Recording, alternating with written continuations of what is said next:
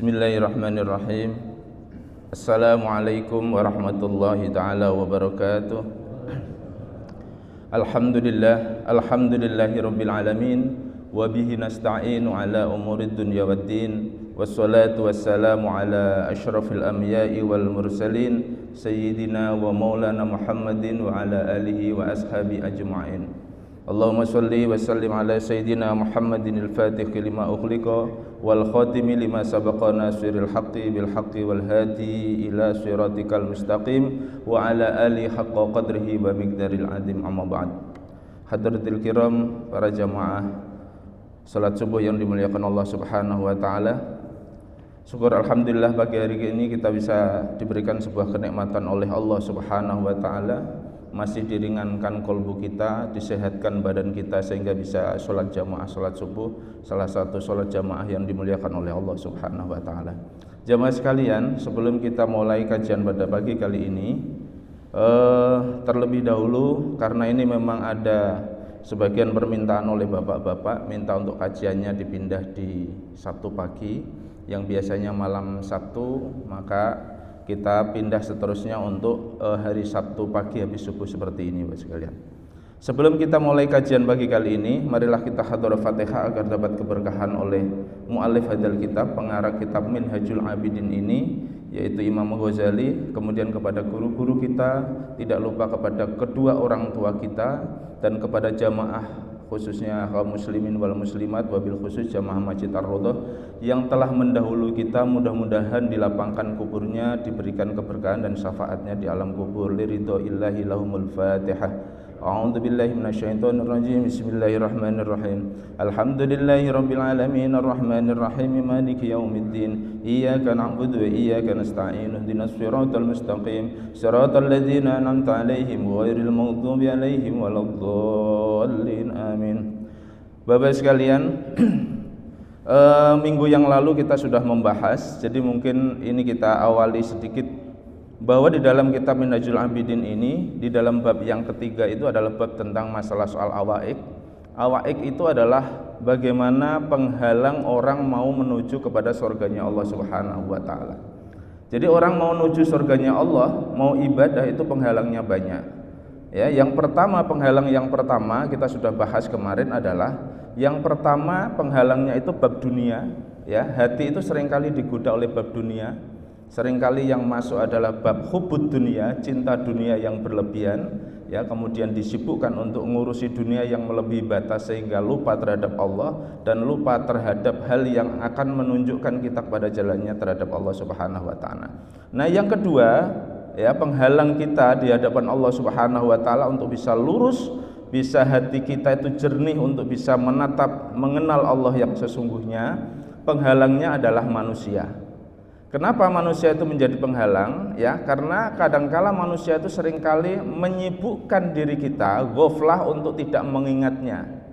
Ya, karena kita sibuk mungkin kumpul, kita sibuk untuk kesana kemari, kadangkala dilupakan untuk tidak bisa beribadah kepada Allah Subhanahu wa taala. Nah, di dalam soal awaik yang kedua ini, khususnya yang berkaitan dengan manusia, itu bagaimana cara untuk mengobati agar kita tetap luruh, hati kita jernih untuk bisa tetap kepada Allah Subhanahu wa taala. Resepnya adalah uzlah. Uzlah itu menyendiri, ya, membersihkan hati untuk bisa mengosongkan dari berbagai kesibukan-kesibukan yang lain yang tidak berfokus kepada Allah Subhanahu wa taala. Nah, tetapi di dalam hukumnya uzlah ini dibagi dua. Yang pertama adalah orang umum, orang awam yang tidak dibutuhkan oleh masyarakat dalam kehadirannya maupun dalam fisiknya maupun dalam pengetahuannya. Maka hukumnya orang uzlah yang awam begini, uzlahnya wajib, Pak. Jadi agar dia bisa jernih. Tetapi yang kedua, nah kita yang akan bahas ini masih masuk bab kedua, yaitu uzlahnya orang yang alim, orang yang punya ilmu. Uzlahnya orang yang punya ilmu itu bentuknya berbeda, dia tidak boleh uzlah, maka dilarang untuk uzlah, Pak. Orang yang alim itu dilarang untuk meninggalkan masyarakat, dilarang untuk meninggalkan umat, sekalipun umat dalam kondisi kerusakan yang luar biasa. Nah, kita masih membahas di bab itu, ya. Kita lanjutkan, kemarin kita sudah bahas. Nah, bagaimana cara uzlahnya seorang ulama itu? Nah, ini tamsilnya Pak, sebagai contoh, uzlahnya seorang ulama itu fisiknya bersama dengan masyarakat, menghadiri berbagai acara kegiatan maupun apapun yang bermanfaat, tetapi hatinya dikosongkan dari kegiatan yang ada disibukkan di luarnya. Nah, ini namanya fokus kepada kolbu Pak. Ini yang paling susah. Maka sesungguhnya di dalam Islam itu sesungguhnya sudah dituntun oleh Rasulullah Muhammad SAW. Kenapa iktibarnya orang bisa menghadap Allah yang pertama harus sholat? Karena sholat itu bukan gerakan fisiknya saja, ya, tetapi yang terpenting sholat itu adalah gerakan kolbunya. Fisiknya menjadi syar'inya, kolbunya menjadi hakikatnya. Makanya di dalam tatanan Islam itu ada yang disebut dengan urutan spiritualitas Islam itu disebutkan itu ada 4 tingkatan. Yang pertama adalah syariat, ya, syariat itu ngurusin tentang bab bagaimana tata cara secara fisik. Yang kedua torekot, ya, torekot jalan kemana saya harus menuju, bagaimana caranya, itu torekot Pak. Ya, yang ketiga hakikat, hakikat itu mengenal kebenaran akan batin yang hakiki. Karena di dalam jiwa kita, di dalam kolbu kita sudah dititipkan oleh Allah ada roh, ada jiwa. Yang jiwa itu dititipkan makhluknya Allah, yang dititipkan setiap insan yang ada di dunia ini, yang dia tidak akan pernah meleset kemanapun ketika dia nanya kepada dirinya terus menerus. Dan yang terakhir ma'rifatullah. Ma'rifatullah itu adalah puncak tertingginya bagaimana tahapan orang mengenal secara spiritual agar dia bisa menyatu rasanya kepada Allah Subhanahu wa ta'ala. Makanya di dalamnya itu kemudian bersumber, kalau kita pengen menjadi insan kamil, kita harus butuh iman, Islam, ihsan. Jadi orang seringkali baru mengamalkan Islamnya Pak, Islamnya saja masih belum sampai 50%. Contoh, orang mengaku Islam tapi kadangkala sholatnya aja enggak, kalaupun sholat kadangkala puasanya enggak. Loh, itu Islamnya itu, kalau iman itu rukun iman, ya, kepada Allah Subhanahu wa ta'ala dan seterusnya, Islam itu rukun Islam, mulai syahadat, sholat, puasa, zakat, haji bagi yang mampu. Nah, ihsan ini yang terakhir inilah penutup pembungkus bagaimana manusia yang disebut muslim itu bisa menjadi insan kamil. Nah, di dalam ihsan itu tahapannya mulai tahalli, tahalli, dan terakhir tajalli. Nah, kita membahas kitab Minhajul Abidin ini Pak adalah belajar tentang bagaimana mengkisikan tentang pentingnya ihsan. Ihsan itu adalah tahalli. Tahalli itu membersihkan berbagai sisi-sisi kekotoran kolbu kita agar bisa nantinya itu tahalli. Tahalli itu diisi dengan sesuatu yang baik. Kalau kotor tuh hatinya seringkali mungkin tidak baik, masih riya, masih ujub, masih sum'ah, takabur, macam-macam itu dibersihkan semua, hasud, iri dengki, macam-macam dibersihkan dari jiwa kita dan kolbu kita. Kemudian diisilah dengan sifat-sifat yang baik, namanya tahalli. Ikhlas, warok, ridho, ya, kemudian sabar. Nah, itu semua adalah sifat-sifat tahalli. Kalau sudah diisi tahalli ini, maka orang akan menuju kepada tajalli.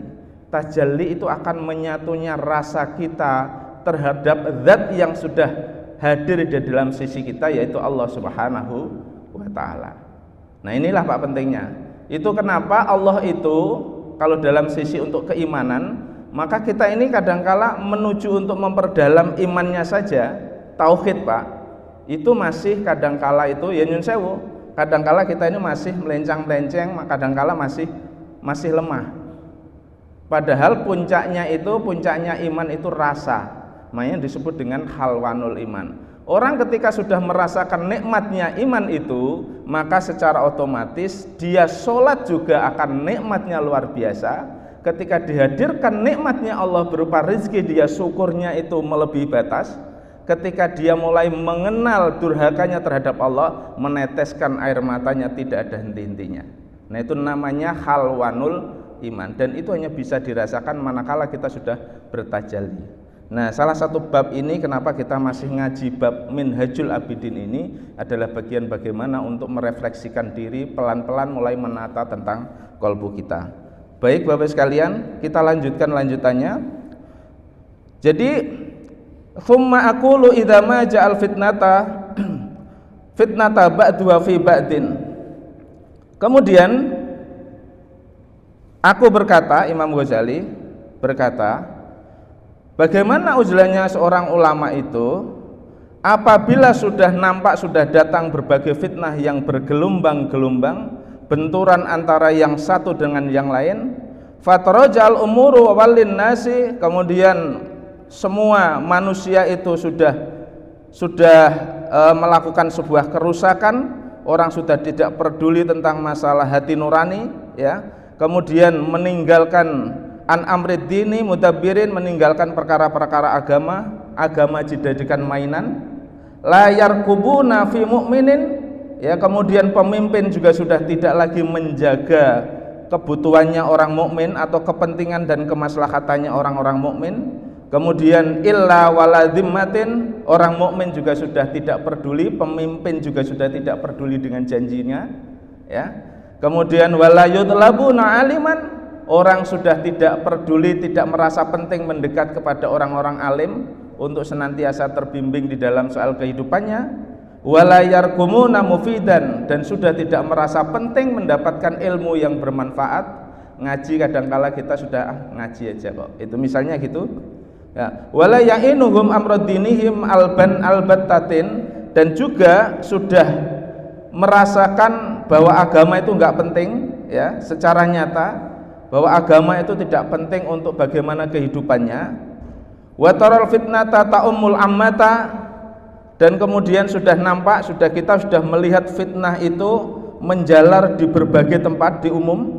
Wa tadibun bainal khosi, dan menjalar ke orang-orang khusus, ya, kerusakan moral, tentang mental, ya, kemudian rusaknya etika macam-macam, ya, rusaknya syar'i, rusaknya batin, sudah menjalar ke orang-orang khusus. Orang-orang khusus itu ya orang alim, ya kejangkit itu. Makanya kalau bahasanya itu ada pepatah, walaupun ini seronoan Pak bahasanya, kalau orang yang soleh, orang yang alim, mohon maaf nih, bukan berarti mengibirkan, kalaupun ada yang mungkin tidak pas di hati, kadangkala kalau sudah terjun ke dalam dunia yang kumuh itu, ya, dunia politik, orang alim pun itu akan menjadi tidak alim lagi Pak, itu gambarannya. Nah ini dicontohkan di dalam sini.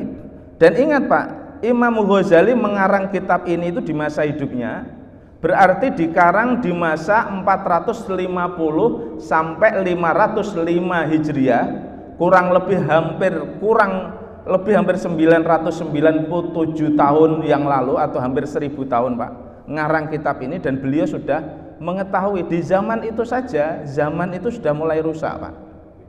Nah, oleh karena itu falil alimil uduru fil uzlati wat tafarrudi wa daf'il ilmi. Nah, di saat itulah orang alim itu sudah memiliki alasan untuk uzlah yang sesungguhnya dan menyendiri serta menyembunyikan ilmunya, tidak perlu untuk menyiarkan lagi. Nah, kira-kira Pak Nyun Sewu, hari ini kalau kita perhatikan dunia ini Pak, sesungguhnya Nyun Sewu ini, kira-kira ini sudah mulai rusak atau belum? Sudah. Bapak bisa lihat, saksikan betul. Makanya saya itu seringkali matur Pak, berdoalah kita agar tidak diizinkan oleh Allah memasuki kehidupan yang merasakan kiamat kubronya Allah. Karena tanda-tandanya itu Pak, sangat sekali sudah sebegitu dekatnya. Ibarat orang itu ngantri itu Pak, antrian itu ibaratnya mungkin sudah antrian sampai 10, kita ini urutan sudah ke-9 Pak. Sebentar lagi dipanggil. Nah, kiamat kubro. Kenapa kok demikian? Dunia ini sudah luar biasa kondisinya. Tidak usah di dalam negeri saja Pak, di luar negeri Bapak Ibu sekalian perhatikan. Baru-baru ini Pak, kalau kita sudah zaman dulu itu mengenal ada namanya negara adikuasa, semua ekonomi macam-macam sejak kemarin Covid dan macam-macam, itu semua adalah bagian dari teknik rekayasa dunia untuk bagaimana manusia itu hanya pengen sumber yang akan dikuasai.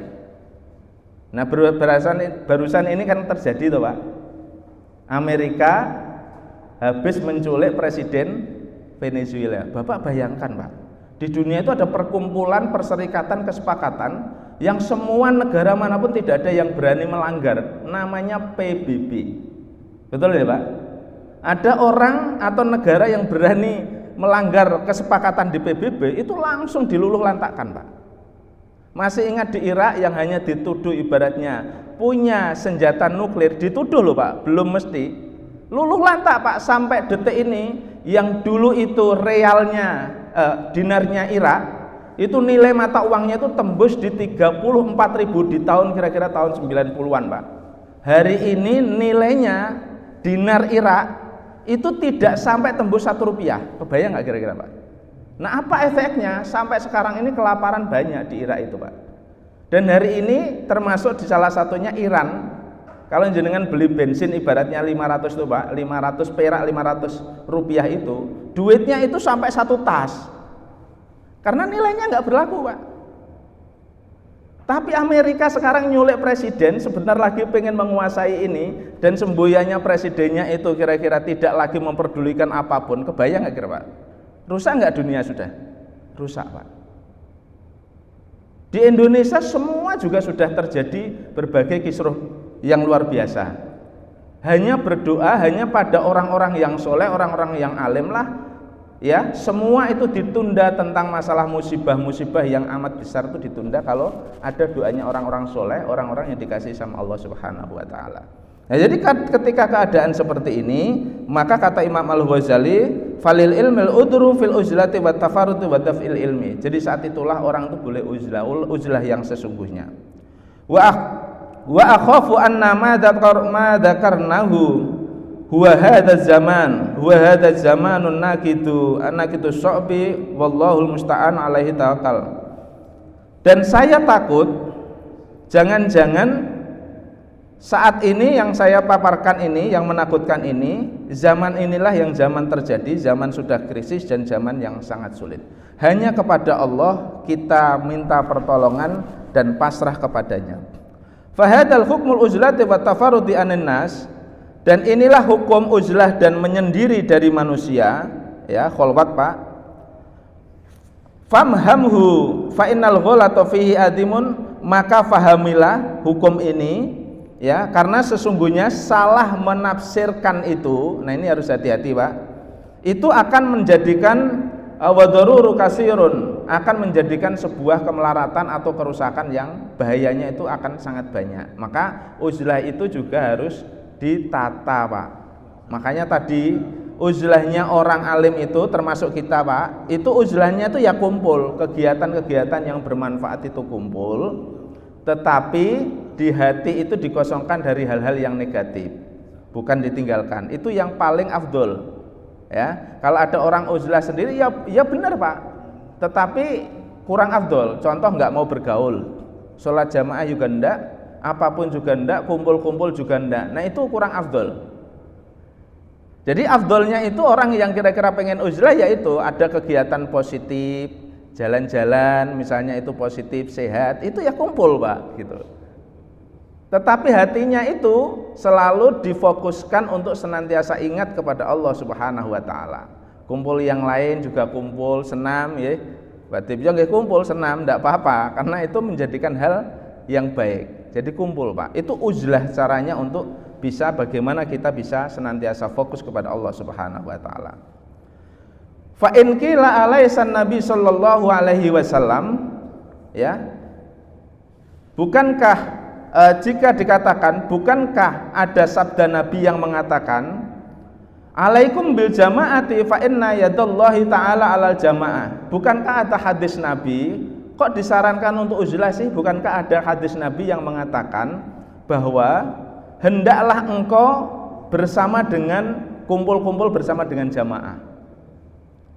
Fa inna yadallahi alal jamaah, karena sesungguhnya pertolongannya Allah itu beserta dengan orang-orang yang gemar kumpul dengan orang banyak atau jamaah Pak. Loh, bukankah hadis Nabi ada yang mengatakan begitu? Kenapa kok disarankan uzlah? Itu maksudnya. Nah, kemudian di dalam lanjutannya, wa inna syaitana dhi'bul insani ya'khudhu syaddati wan najiyati wal qasiyati wal faddati. Karena sesungguhnya setan itu menjadi serigala atau harimaunya bagi manusia. Setan itu gampang goda Pak, itu kalau manusia itu orang itu sendirian, itu maksudnya. Ya'khudhu syadati, ya, dia akan memangsa seperti memangsa serigala yang memangsa kambing, wan najiyati wal qasiyati wal faddati, yang seringkali menjauhkan diri jauh dari kelompoknya dan seringkali menyendiri. Setan itu, Pak, itu akan senantiasa menggoda orang itu kalau dia sering sendirian, ya. Wa qala inna syaitana ma'al fati wa huwa minal itsnaini abadu. Dan sesungguhnya setan itu beserta dengan orang-orang yang menyendiri, ya. Wa huwa minal itsnaini abadu, dan dia akan menjauh dari orang yang berduaan atau yang kumpul lebih dari satu. Loh, ini kalau dipikir begini kan berarti bertentangan hadis ini. Maksudnya gitu Imam Ghazali nerangkan. Enggak bertentangan, Pak, ya.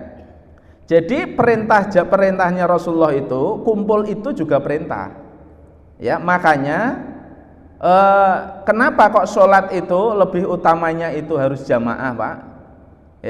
Kenapa kok sholat itu bahkan di dalam satu hadisnya, dalam satu kata seorang Ibnu Abbas, orang yang sholatnya itu tidak jamaah, kata Ibnu Abbas itu, maka dia itu telah menampakkan bahwa dirinya itu orang yang munafik yang sesungguhnya dengan menampakkan kemunafikannya. Berat nggak kira-kira, Pak? Makanya sholat itu, Pak, kalau kita itu hukumnya, kalau Imam Imam Ali itu menghukumi sholat jamaah itu, Pak, jamaah di kumpul-kumpul di masjid itu jamaah itu dihukumi wajib, Pak, kecuali ada udzur. Lah udzur yang kira-kira menggugurkan orang boleh tidak sholat jamaah itu, Pak, yang pertama sakit yang tidak memungkinkan dirinya pergi, yang kedua salah satunya itu ya ada udan, Pak, udan terus itu loh, Pak, itu entuk gitu bahasanya. Jadi hujan itu yang kencang itu kalau mau itu udzurnya itu boleh, ya, salah satunya itu. Tetapi di luar itu, Pak, orang kok sholatnya di rumah sendirian dihukumi belum sholat, ya, itu menurut Imam Ali. Karena sholatnya seorang mukmin itu harus di masjid, Pak. Kalau di rumah berarti belum sholat di masjid. Nah, jadi ada suatu kisah, ya, ini salah satu seorang sahabat. Sahabat ini namanya Abdullah bin Umi Maktum, ya. Abdullah bin Umi Maktum ini adalah seorang sahabat. Selain Bilal bin Rabah itu, beliau ini seorang muadzin tapi buta, Pak. Suatu saat dia bertanya kepada baginda Nabi, "Ya Rasulullah, saya ini kan buta. Terus kebutaan saya ini, rumah saya juga jauh. Kira-kira apakah ada keringanan ya Rasulullah, karena rumah saya jauh, kemudian tidak ada yang menuntun saya untuk berada di masjid ketika sholat jamaah, bolehkah saya atau dapat keringanankah kira-kira untuk saya tidak sholat jamaah?" Kata Rasulullah, ini Bapak Ibu perhatikan, kata Rasulullah, "Apakah engkau masih mendengar suara adzan?" Dijawab, "Na'am, ya Rasul, saya mendengar suara adzan." Kalau dari rumah ya masih kedengaran. Padahal dulu belum ada speaker, Pak. Jadi kalau di pojok sono Geraha Taman Bunga di ujung sana itu masih mendengar adzan itu. Kalau dijawab sama Rasulullah, kalau begitu wajib kamu untuk bisa sholat jamaah. Bayangkan, Pak, orang yang buta nggak ada yang nuntun, rumahnya jauh dari masjid. Dikatakan oleh Rasulullah selama dia masih mendengar suara adzan wajib hukumnya untuk sholat jamaah. Bagaimana dengan kita yang tidak buta dan tidak perlu dituntun? Nah, jadi kiasannya itu, Pak, otomatis lebih wajib dibanding dengan orang yang buta tadi. Makanya dalam satu hadisnya baginda Nabi menyebutkan, as-sholatul jama'ati tafdulu min sholatil fadhi bisam'i isyrina darajat. Sholat jamaah itu lebih utama dibanding dengan sholat sendirian. Kenapa? Karena bisam'i isyrina darajat, pahalanya itu 27 rakaat. Dalam surat Al-Baqarah Allah menyebutkan wa aqimus sholata wa atuz zakata farka'u ma'ar raki'in. Ya, dirikanlah sholat, bayarlah zakat, dan rukuklah bersama dengan orang-orang yang rukuk. Artinya itu jamaah, Pak. Nah, jadi kalau jamaah itu fungsi secara faedah hakikiyahnya, secara spiritual itu, ketika kita sholatnya tidak sempurna, mungkin kita lupa apakah pas itu kita itu dilalahnya, enggak ketahuan pakaian kita ada najisnya, atau mungkin kita belum sempurna i'tidalnya, atau belum sempurna sujudnya, ya kan? Apakah kira-kira duduk di tasawuf akhirnya itu mungkin belum sempurna. Kadangkala nyun sewu, harusnya kalau duduk tasawuf akhir itu menurut Imam Syafi'i itu ya kakinya ini jempolannya itu harus ditancapkan gini Pak, dipadalke. Ngerti sih? Tapi mungkin berbalik seperti kaki bebek itu loh Pak, tahu nggak? Yang harusnya begini, kecuali ada udzur tiba-tiba begini Pak. Nah itu sholatnya itu nggak sah menurut Imam Syafi'i Pak. Nah mungkin kalau kita sholat sendirian Pak, akhirnya jadi gugur. Tapi karena mungkin kita sholatnya jamaah, bisa jadi itu mendapatkan rukhsahnya Allah Subhanahu wa Ta'ala. Sama Pak, ketika orang beribadah apapun, termasuk ibadah haji. Nah ibadah haji itu kan nyun sewu, kelihatannya kan top Pak, orang ibadah haji itu nyun sewu. Jenengan coba perhatikan Pak, ya saya pernah melakukan karena saya pernah punya travel Pak, jadi saya tahu habis bagaimana jamaah itu kita melihat yang keikhlasannya mau beribadah itu dihitung-hitung Pak. Hampir semua itu orang yang ibadah itu rata-rata itu karena nafsunya, bukan karena keikhlasannya. Nggak percaya Pak, coba jangan lihatin. Ketika ada travel umroh, baik umroh maupun haji, dilalahnya karena faktor tertentu visanya nggak keluar, dia tetap memarahi travelnya karena nggak bisa berangkat itu. Sedikit aja yang sadar, betul nggak Pak? Itu tandanya kita ini belum ikhlas Pak. Apalagi yang kira-kira di sana hanya pengen tur, pengen foto, pasang status, nanti diupdate di statusnya macam-macam. Itu kan, yang ini saja Pak itu nggak karuan luar biasa. Makanya Pak, ada sebuah kisah cerita ya, bahwa ini kisah betulan Pak. Dulu ketika ada orang haji di musim haji itu, ada orang yang mengumpulkan duit, mungkin Bapak Ibu sekalian sudah pernah mendengar ya, mengumpulkan duit sedikit demi sedikit, ibaratnya tukang kopi gitu, dikumpulkan sedikit-sedikit setelah terkumpul untuk biaya mau berangkat Pak ke Mekah.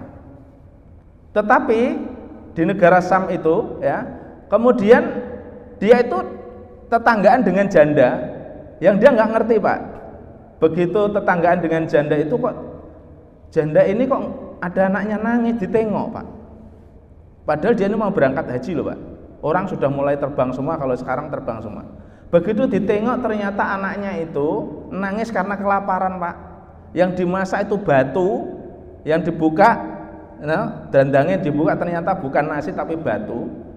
Ketika melihat itu nangis, itu bapak itu nangis ya, saya ini dolim memiliki tetangga yang kelaparan kok sampai saya nggak tahu.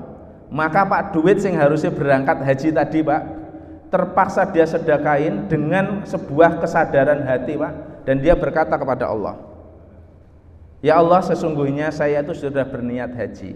Kan ibadah itu pertama kali niat Pak. Maka sesungguhnya terserah engkau aja bagaimana kau menilaiku ya Allah. Ini duit saya nggak tega, saya akan serahkan kepada ibu ini. Saya nggak tega melihat anaknya kelaparan. Saya merasa berdosa kalau saya tidak bantu. Akhirnya Pak dikasihkan tuh, sehingga bapak ini nggak jadi berangkat haji. Kemudian malaikat Jibril ya melihat semua jamaah yang sedang tawaf, sedang wukuf macam-macam. Kemudian ngobrol lah, ya ngobrol nih dengan malaikat Jibril, ngobrol dengan malaikat-malaikat yang lain, ditanya, ya Jibril, kira-kira siapa haji yang orang-orang yang haji sebegitu banyak, ribuan puluhan ribu itu, hampir jutaan, yang kira-kira diterima Allah itu siapa? Setelah dicek itu Pak, ya amal catatnya Raqib Atid melihat semua catatannya, mengatakan bahwa enggak ada di sini, enggak ada yang diterima, semua itu mardud kabeh, ditolak kabeh. Sebab dia berangkat itu ada yang sombong, pengen dipulang dipanggil Pak Haji, ada yang karena dia sudah punya jabatan, kalau anak buahnya haji dia belum tuh gengsi gitu kan misalnya. Ada yang tetanggaan, kalau tetangganya itu yang rasa miskin kok dia sudah berangkat, saya lebih mampu kok enggak. Macam-macam faktornya Pak. Jadi di sini nggak ada yang diterima, mardud semua. Sebentar, saya lihatin catatannya ini. Raqib Atid melihat catatannya. Raqib melihat catatannya. Sebentar Jibril. Ini ada satu orang yang diterima langsung sama Allah pahala hajinya, tapi orangnya nggak ada di sini. Loh kok nggak ada di sini? Iya, yaitu orang yang memberikan biaya hajinya, dia sudah niatkan, diberikan, disedekahkan kepada seorang janda yang anaknya sedang kelaparan. Maka itulah yang diterima. Tapi Jibril mendapatkan perintah dari Allah gara-gara orang satu ini, Rogib, ternyata orang sebegini ribu itu dikasihkan fadalnya, dikasihkan anugerahnya Allah, diterima hajinya orang segini gara-gara orang satu itu. Nah ini menunjukkan Pak, kalau jamaah itu penting ketika satu orang tidak diterima, tapi orang lain diterima, maka yang lain itu akan dimakbulkan oleh Allah gara-gara jamaah. Nah inilah pentingnya, maka apapun itu ya sama Pak. Kalau bahasanya, makanya sekarang itu ada kejahatan, sekarang bentuknya juga kan jamaah Pak. Geng motor tuh kalau sendirian tidak berani Pak, coba lihat. Tapi kalau bareng-bareng, nguang bareng, seolah-olah dunia miliknya semua gitu Pak. Coba suruh sendirian, ya mohon maaf, preman-preman itu juga sama Pak, kalau sendirian Pak. Jarang kalau orang yang sendirian kok berani, itu preman tenan Pak bahasanya, itu orang pemberani. Biasanya berani karena royoan, karena dia itu ya sudah ngerti kalau jamaah itu menjadi kuat. Tapi yang negatif-negatif ya jangan Pak, jamaah yang negatif aja bisa begitu, apalagi yang positif. Fa'lam anna hadza waradatal aidon.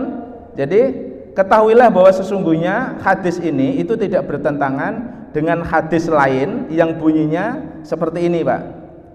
Alzim baitika wa alaika bil khossati wa da'amral amati. Tetaplah engkau berada di rumahmu, kemudian urusilah dirimu sendiri, enggak usah merhatikan orang lain. Wa da'amral amati, dan tinggalkan kamu itu ngurusi umum. Ini ada hadis Nabi Pak. Tetapi wa amrul bil uzlati wat tafarruti fi zamanis su. Jadi ini adalah perintah untuk uzlah kepada orang yang zamannya itu ya sudah rusak. Nah rusaknya sudah enggak ketulungan Pak. Kalau di Indonesia ini ya Pak, insya Allah rusaknya masih lumayan ketulungan lah Pak. Walaupun nyon sewu, Indonesia ini dalam sebuah survei Pak, survei belakangan itu kan Indonesia ini negara yang sangat menyedihkan, karena dihitung dari indeks kebahagiaan, Indonesia itu negara yang paling akhir bahagianya orang-orangnya Pak. Dari 90 negara yang disurvei, itu Indonesia menempati urutan di 86. Kebayang toh Pak? Loh enggak, coba jangan perhatikan. Orang enggak punya duit, pengennya punya duit, harus kerja. Orang dapat kerja Pak, entah dimanapun, sudah digaji kadang enggak terima. Betul enggak Pak? Coba jangan saksikan. Kadang buruh kalau nganggur ya ngerenun, begitu kerja minta naik gajinya, lah bosnya Pak kalau enggak kuat kan bangkrut Pak. Enggak sadar kan Pak? Coba bayangkan, kan susah. Lah bos yang kira-kira punya duit mikirnya kalau keju Pak, lah apa wong aku pengen bantu wong akeh kok tiba-tiba kayak ngene, wis tak tutup wae aku no matur malah enak kan gitu Pak. Tapi ini enggak disadari Pak, sehingga rasa syukurnya kurang. Di negara lain, Vietnam dan yang lain enggak, syukurnya ada. Ya dari segi itu Pak, belum lagi segi-segi yang lain. Maka indeks kebahagiaan Indonesia itu nomor 86 dari 90 negara Pak. Oke, yang sudah kaya pun enggak tenang. Padahal kalau dilihat ironis enggak kira-kira Pak, nyon sewu, Indonesia ini negara mayoritas Muslim terbesar di dunia. Coba nyon bayangkan Pak, kok bisa ya? Padahal tujuan beragama itu, mengenal Allah itu, tujuan beragama itu ketika kita berdoa kasa'adah fid dini wad dunya wal akhirah, pengen bahagia dunia dan akhirat. Tapi kok aneh, yang digemborkan terus di dalam ibadah itu pengen bahagia selamat dunia akhirat, bahagia di dunia dan akhirat. Tapi anehnya Indonesia ini negara terbesar di dunia Islamnya, tempat ibadah terbanyak di dunia, tapi orangnya kok nggak bahagia. Kenapa demikian? Introspeksi Pak, muhasabatun nafsi. Karena bisa jadi, ya kemarin Pak Mutahar di khutbahnya kan mirengke nggih, bisa jadi mungkin kita sholatnya pun juga belum tentu connect Pak. Yang sholat masih fisiknya, yang ibadah fisiknya. Bisa jadi beragama kita itu baru kulitnya. Kan orang beragama itu Pak, mestinya ketika dia beragama itu kan mengenal tauhid Pak, mengenal Allah. Orang yang mengenal Allah itu seperti di dalam Al-Quran surat Yunus disebutkan, ala inna awliya Allahi la khaufun alaihim walahum yahzanun. Sesungguhnya kekasihnya Allah itu tidak punya rasa takut, tidak punya rasa khawatir. Berarti kan bahagia Pak logikanya. Tetapi kenapa kok enggak? Ya itu tadi Pak, belum connect. Ya masih fisiknya. Maka itu penting untuk kita perbaharui dan kita perbaiki terus kolbu kita agar kita bisa merasakan kebahagiaan yang sesungguhnya, mengenal Allah yang sesungguhnya, agar Indonesia khususnya kita ini bisa bahagia yang sesungguhnya. Nah contoh kecil Pak, ya ketika saya itu jalan di luar negeri misalnya karena mungkin ada kebiasaan di Indonesia, di luar negeri itu lampu merah, misalnya di New Zealand Pak, di New Zealand itu lampu merah, ketika dari sana itu banter, lampu sini masih merah Pak, nggak boleh nyebrang, itu orang jalan tuh loh Pak, ada ini kan masih merah, di sana padahal nggak ada mobil Pak. Pernah suatu saat itu kawan saya ketika mau nyebrang itu karena udah nggak ada mobil jauh-jauh kok, ditegur Pak sama orang New Zealand. Lihatin, please, you look this.